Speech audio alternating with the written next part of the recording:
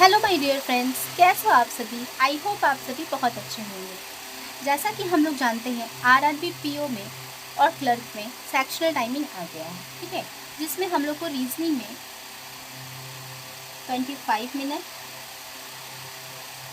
And maths में 20 minute मिली है, ठीक है।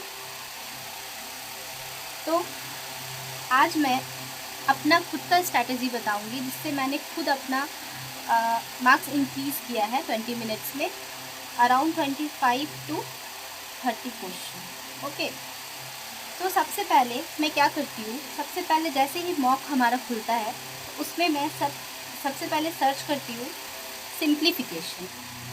ओके, इफ़ हमारा अगर सबसे पहले डीआई खुलता है तो डीआई अगर मैं देख लेती हूँ कि वो डीआई इजी है और कैलकुलेटिव है किस तरीके का। अगर इजी है तो मैं उसको मार्क एंड रिव्यू करके छोड़ देती हूँ, फिर मैं सर्च करती हूँ सिंप्लीफिकेशन।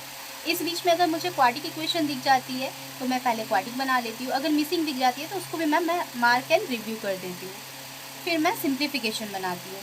सिंप्लीफिकेशन के बाद अगर मेरे को पहले क्वाड्रेटिक इक्वेशन नहीं मिला तो मैं सिंप्लीफिकेशन के बाद क्वाड्रेटिक इक्वेशन बनाती हूँ। ओके, देन मैं बनाती हूँ रॉन्ग नंबर सीरीज और मिसिंग सीरीज। ओके, जो भी दे, ये कंप्लीट करने के बाद फिर मैं डीआई सर्च करती हूँ। इन केस मैं मार्क एंड रिव्यू की हूँ तो मैं डायरेक्ट जंप कर जाती हूँ वहीं पे, मैं उसको सॉल्व कर लेती हूँ डीआई। उसके बाद फिर मैं बनाती हूँ मिसलेनियस। ओके, तो अब देखिए सिंप्लीफिकेशन के क्वेश्चन हमारे 5 आते हैं, ठीक है। मैं पीओ की बात कर रही हूँ, RREPO।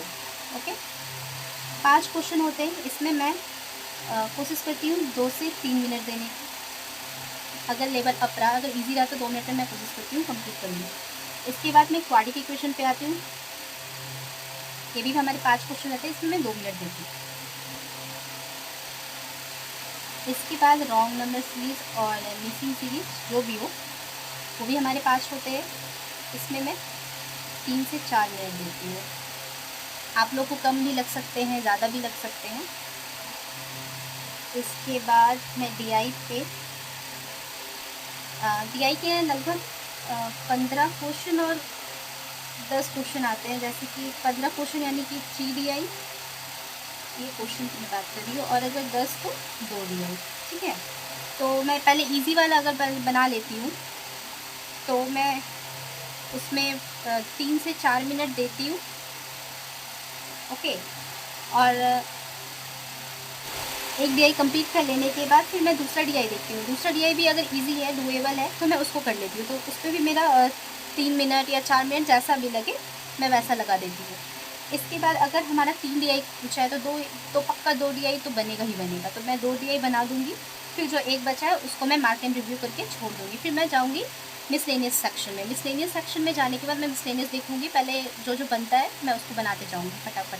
अब बन जाने के बाद जो भी जो क्वेश्चन मेरा बन गया, अगर मेरे पास 2-3 मिनट बचा हुआ टाइम है तो मैं डीआई ट्राई करूँगी, 1-2 क्वेश्चन उससे भी बन जाता है। तो इस तरीके से हमारा 25 to 30 अटेम्प्ट हो जाता है मैथ्स में। तो आप लोग भी इसी तरीके से कर सकते हो, ठीक है। देखो इसमें मेरी टोटल कितने टाइम लगी, मान लो मैं 3 मिनट सिंप्लीफिकेशन में दे दी, 2 मिनट मैं क्वाड्रेटिक में दे दी, 3 2 5, इसमें मैं 4 मिनट दे दी, 5 4 9, तो 9 मिनट मेरा इसमें चला गया। उसके बाद फिर डीआई में मान लो 2 डीआई मैं बना ली 6 मिनट में, तो 15 मिनट मेरा यहाँ ख़त्म हुआ। अब मेरे पास जो 5 मिनट बचा है उस 5 मिनट में मैं डीआई सर्च कर रही हूँ या कैसलेट जो भी आया है उसको सॉल्व करती हूँ। वो बना तो ठीक है, मतलब पहले मैं देख लेती हूँ, अगर वो सॉल्व करने लायक है तो मैं उसको बनाती हूँ। अगर वो लगता है कि मेरे को ज़्यादा टाइम लगेगा तो फिर मैं मिसलेनियस पे जाती हूँ, मिसलेनियस बना लेती हूँ।